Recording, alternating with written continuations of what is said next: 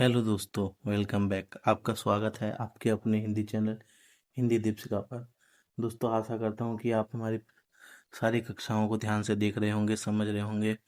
चलिए, हम उसी श्रृंखला को आगे बढ़ाते हुए रीतिकाल की प्रवृत्तियाँ, धाराएं और उनके प्रमुख कवियों के बारे में देखते हैं। तो चलिए दोस्तों, हम शुरू करते हैं। रीतिकाल ने हिंदी साहित्य को नई दिशा दी। इस काल में कवियों ने काव्य शास्त्र के नियमों का पालन करते हुए सुंदर और कलात्मक रचनाएं की हैं। दोस्तों, इस काव्य में जो है सुंदर रचनाएं हुई हैं, श्रृंगारपूर्वक रचनाएं अधिक देखने के लिए मिलती हैं। तो रीतिकाल ने ब्रजभाषा को समृद्ध किया और उसे साहित्य की एक महत्वपूर्ण भाषा के रूप में स्थापित किया है। दोस्तों, तो जो है ब्रज भाषा जो है उसने जो है साहित्य के रूप में ब्रजकाल में जो एक अच्छी पहचान बनाई। और यहाँ पे जो रीति शब्द जो है, रीति शब्द का प्रयोग जो है काव्यांक निरूपण के अर्थ में हुआ है। ऐसे ग्रंथ जिनमें काव्यांकों के लक्षण व उदाहरण हो उसे रीति ग्रंथ कहते हैं। तो दोस्तों, इसमें काव्यों के निरूपण किया हो, श्रृंगार परक रचनाएं लिखी जाती हो, उसे मूल रूप से रीति ग्रंथ कहा जाता है। चलिए, नेक्स्ट हम आगे बढ़ते हैं। रीतिकाल का अर्थ देखा। अब मोटे मोटे तौर पे देखा जाए तो है रामचंद्र शुक्ल जी के अनुसार संवत 1700 से 1900 तक रीतिकाल का समय माना गया है। चलिए, अब हम रीतिकाल की विशेषताओं के बारे में देख लेते हैं। रीतिकाल की प्रमुख विशेषताएं: लौकिक श्रृंगारिकता। चलिए, इस काल में जो है कवियों का मुख्य रस श्रृंगार रस है। नक्सिक वर्णन और कटाक्ष वर्णन भी इनका लक्ष्य रहा है। इसमें वियोग वर्णन में कवि कर्मकांड खिलवाड़ बनकर रह गया है। इसमें जो है अधिकतर श्रृंगारपरक रचनाएं देखने को मिलती हैं। चलिए, नेक्स्ट देखते हैं नायिका भेद।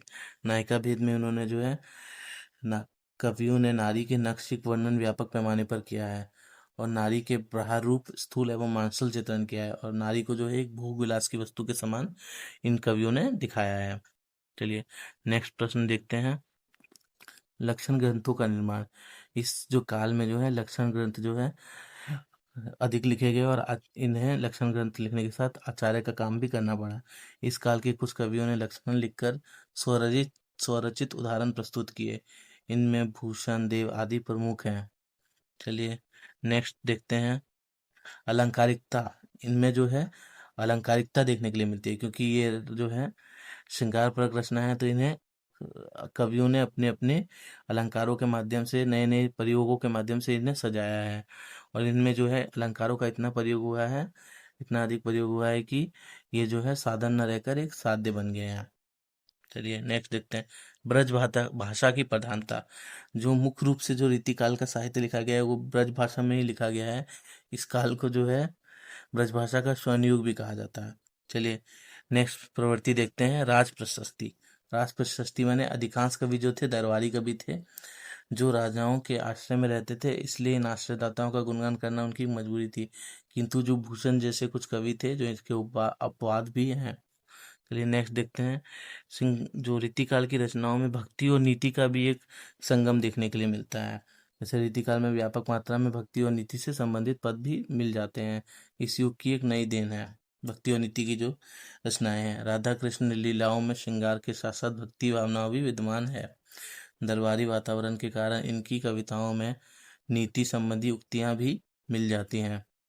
चलिए, इस युग में जो है प्रकृति चित्रण भी हुआ है। तो प्रकृति चित्रण रीतिकाल में प्रकृति चित्रण उद्दीपन के रूप में हुआ है। स्वतंत्र और आलम्बन के रूप में प्रकृति चित्रण बहुत कम रूप में हुआ है। और रीतिकाल में जो है प्रकृति चित्रण मुख्य रूप से सेनापति ने किया है। चलिए, तो अलग अलग विद्वानों के हिसाब से जो है इन्होंने अलग अलग कवियों को जो है ये माना है, आपका प्रथम कवि माना है, प्रवर्तक माना है रीतिकाल का। तो मुख्य रूप से देखा जाए मोटे मोटे तौर पर हम जान लेते हैं कि जो केशव दास जो है उन्हें जो है आचार्य विश्वनाथ प्रसाद मिश्र ने और आपके भागीरथ मिश्र ने और डॉक्टर नगेंद्र ने ये रीतिकाल का प्रवर्तक माना है। लेकिन आचार्य रामचंद्र शुक्ल जो है उन्होंने चिंतामणि को स्वीकार करते हैं रीतिकाल का परंपरा के प्रवर्तक के रूप में। लिए, और एक जो है हमारा एक कालक्रम की दृष्टि से देखा जाए कि जब रीतिकाल की शुरुआत हुई थी तब जो है कृपाराम जो है रीतिपरक रचनाएं कर रहे थे, तो उनकी हित तरंगिणी को जो है रीतिकाल की प्रथम रचना भी स्वीकार किया जाता है। चलिए, नेक्स्ट हम देख लेते हैं। दोस्तों, ये पीडीएफ आपको प्रोवाइड कर दिया जाएगा, तो हम पहले इसका कंटेंट देख लेते हैं। चलिए, तो रीतिकाल जो है मुख्य रूप से जो है मोटे मोटे तौर पे देखा जाए तो तीन भागों में बांटा हुआ है। जैसे रीतिबद्ध धारा, रीति सिद्ध धारा और रीति मुक्त धारा। तो इन धाराओं में जो है अलग अलग कवियों का अलग अलग शाखाओं में बांटकर इन्होंने अपनी अपनी रचनाएं की हैं। जैसे रीतिबद्ध के अंतर्गत में केशव दास, चिंतामणि, मतीराम, देव आदि रचनाएं, आदि लोगों ने रचनाएं की हैं आदि कवियों के द्वारा।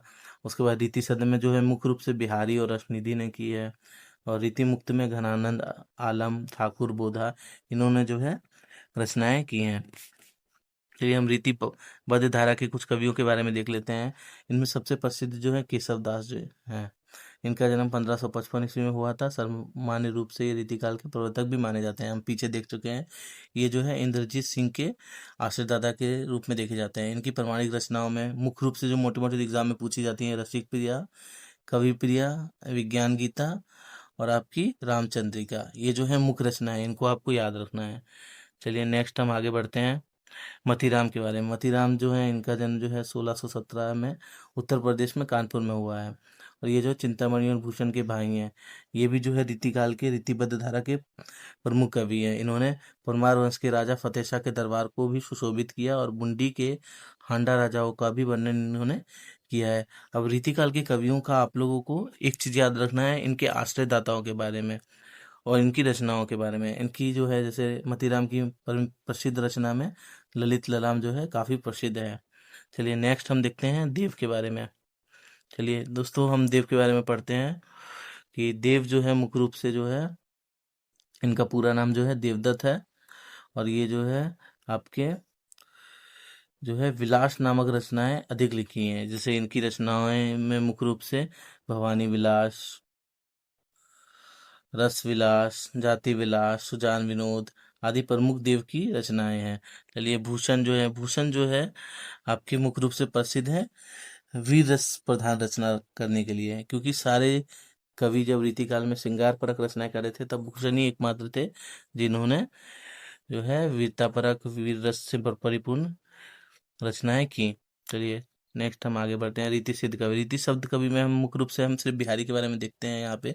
इनका जन्म जो है 1595 ईस्वी में ग्वालियर में हुआ था। ये राजा जयसिंह के दरबार में रहते थे। और इनकी जो है प्रमुख रचना जो है बिहारी शस्यई है। इनकी बिहारी शस्यई जो है श्रृंगार रस का एक अमर ग्रंथ के रूप में प्रसिद्ध है। और इस एक रचना ने इन्हें हिंदी साहित्य में अमर कर दिया है। इसमें सेनापति भी हैं, रसनिधि हैं। अब चलिए हम रीति मुक्त धारा के कवियों में देखेंगे तो घनानंद जो है सबसे सर्वश्रेष्ठ आते हैं। ये जो है रीति मुक्त धारा के सर्वश्रेष्ठ कवियों में से एक हैं। इन्हें पीर का कवि भी कहा जाता है, प्रेम के पीर का कवि। और इनका मूल नाम कहीं कहीं आनंद घन नाम से भी देखने के लिए मिलता है। और ये मोहम्मद शाह रंगीला के दरबार में मीर मुंशी के रूप में काम करते थे, जिन्हें सुजान नामक एक नर्तकी से प्रेम हो गया था। चलिए इसके बारे में देख लिए अभी हमने। नेक्स्ट हम देखते हैं इनमें ठाकुर, बोधा, ये सारे के सारे जो हैं ये रीति मुक्त कवि के अंतर्गत आते हैं। चलिए रीति काल के अन्य कवियों में देखते हैं। हमारे जसवंत सिंह हैं जिनका भाषा भूषण है, पद्माकर है जिनका पर्वत 50 जगत विनोद है, रसलीन है इनका अंग दर्पण है, तोष निधि जिनकी शुद्धा निधि और विनय शतक नामक रचना है, भिखारी दास जो है ये भी काफ़ी फेमस है, सोमनाथ हैं, द्विजदेव हैं। दोस्तों ये पीडीएफ आपको प्रोवाइड करा दिया जाएगा, तो कृपा करके आप इसे शांति से ध्यान लगाकर पढ़ें, क्योंकि एग्ज़ाम के दृष्टिकोण से ये कंटेंट आपके लिए अति आवश्यक है। चलिए यहाँ रीति काल की प्रमुख पंक्तियाँ दी हुई हैं कुछ कुछ। ये आपको एग्ज़ाम के पॉइंट ऑफ व्यू से पढ़ना है, इनको बार बार पढ़ना है, याद कर लेना है आपको। प्रमुख कवियों के बारे में यहाँ अच्छी अच्छी पंक्तियाँ दी हुई हैं। चलिए अब हम कुछ अभ्यास प्रश्न के बारे में देख लेते हैं, जो हमने पीछे कंटेंट पढ़ा उससे रिलेटेड। चलो यहाँ पे हम पहला प्रश्न देखते हैं अपना कि रीतिकाल का समय आचार्य रामचंद्र शुक्ल ने कब से कब तक माना है। तो दोस्तों इसका उत्तर होगा 1375 से लेके 1700 विक्रमी संवत तक। चलिए नेक्स्ट प्रश्न देखते हैं। केशव की रचना निम्न में से कौन सी है। दोस्तों इसका उत्तर होगा रसिक प्रिया, कवि प्रिया, रामचंद्रिका, ये तीनों ही जो है केशव की प्रमुख रचनाएं हैं। नेक्स्ट देखते हैं हम, एक पंक्ति दी हुई है इसके बारे में देखते हैं। अमी हलाहल मद भरे श्वेत श्याम रत्नार किसकी प्रसिद्ध पंक्ति है। दोस्तों इसका उत्तर होगा रसलीन की। चलिए नेक्स्ट देखते हैं, रीतिकाल की सर्वाधिक व्यापक प्रवृत्ति कौन सी है। तो दोस्तों ये है आपकी नायिका भेद और श्रृंगार रस विवेचन। चलिए नेक्स्ट प्रश्न देखते हैं हम, भाषा भूषण के रचयिता कौन है? तो दोस्तों इसका उत्तर होगा जसवंत सिंह। ये जसवंत सिंह जो है भाषा भूषण के रचयिता हैं, और भूषण जो है हमारे वीर रस प्रधान रचनाएं रीतिकाल में की हैं, और बिहारी जो है रीति सिद्ध कवि है। इनके बारे में हम लोग पीछे देख चुके हैं। चलिए नेक्स्ट 6 नंबर प्रश्न देखते हैं। रीतिकालीन कवियों में प्राकृतिक वर्णन की दृष्टि से कौन से कवि सर्वश्रेष्ठ है?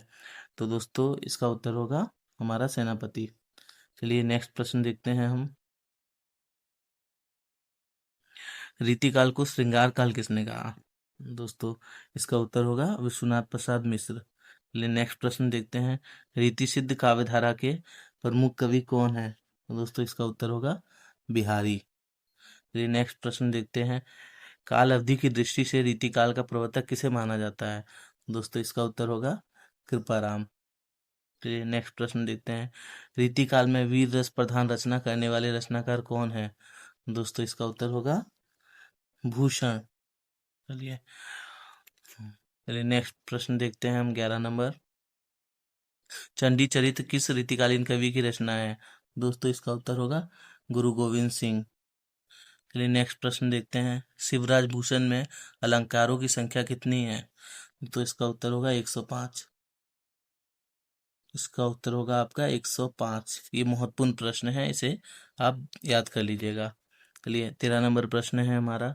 रीतिकाल में रचित अधिकांश काव्य इनमें से किस प्रकार का है? तो दोस्तों इसका उत्तर होगा मुक्तक। चलिए नेक्स्ट प्रश्न देखते हैं 14 नंबर। हिंदी में सतसई परंपरा की प्रथम कृति कौन सी है? तो दोस्तों इसका उत्तर होगा हमारा हितरंगिनी। ये कृपाराम की है। चलिए नेक्स्ट प्रश्न देखते हैं हम अपना नेक्स्ट और अपना अंतिम प्रश्न। चलिए रीतिकाल में त्रयी कवि कौन सा नहीं है? तो दोस्तों इसका उत्तर होगा आपका घरानंद। तो केशव दास, बिहारी लाल और भूषण जो है रीतिकाल के त्रयी हैं। इन मतलब मुख्य रूप से जो रीतिकाल जो है इन्हीं की रचनाओं से परिपूर्ण था, और उन्होंने रीतिकाल को सुशोभित किया है। चलिए नेक्स्ट हम यहाँ मैंने आंसर की दी हुई है। दोस्तों आप सभी देखिए यहाँ पे जो है आपको इन सारी कक्षाओं के जो पीडीएफ अगर प्राप्त करना है तो इसके लिए आप मुझे इस नंबर पर जो है व्हाट्सअप कर सकते हैं। आपको वेस्ट बंगाल एसएलएसटी का सारा जो है कंटेंट इस प्रोवाइड करा दिया जाएगा। चलिए अगर आपको हमारा वीडियो अच्छा लगता है तो कृपया करके हमें लाइक शेयर एंड सब्सक्राइब कीजिए। धन्यवाद।